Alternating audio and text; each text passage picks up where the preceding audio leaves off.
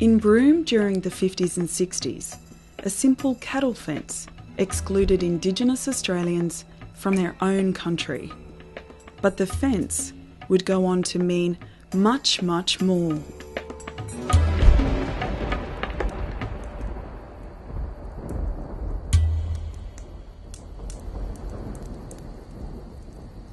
Because again, I was too much in music and I was doing my own thing and I was trying to bring people together.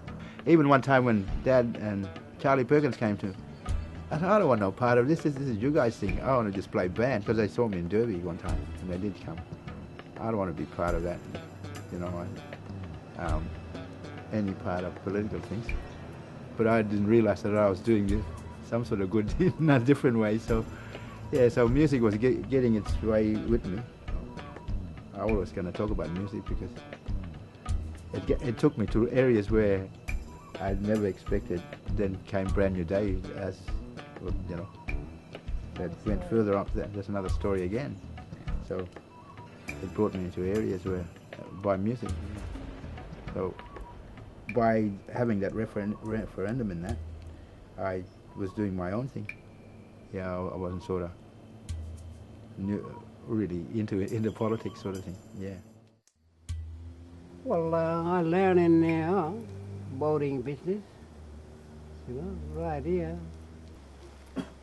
Well, we used to boat for government around here one time ago, but they didn't help me long so far.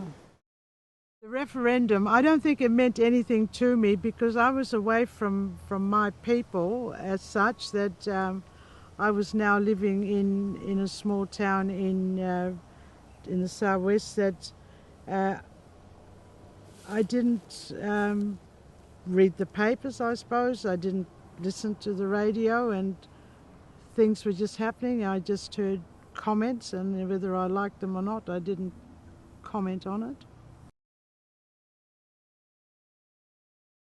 It is only just recently we learned about social services. This will help my people a great deal. Aboriginal people are used to hard work, hard living and long hours that we work on stations.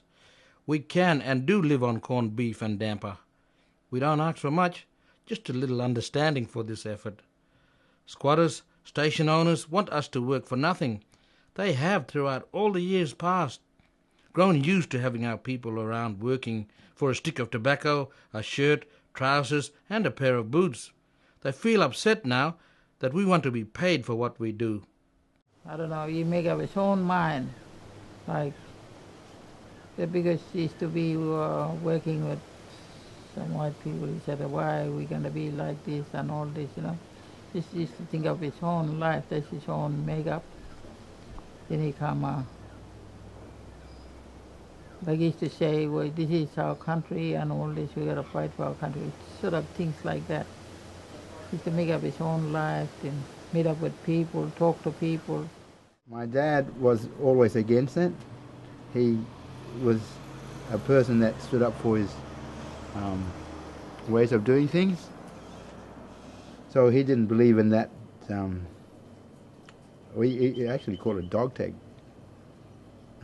He didn't like it. My dad didn't like it.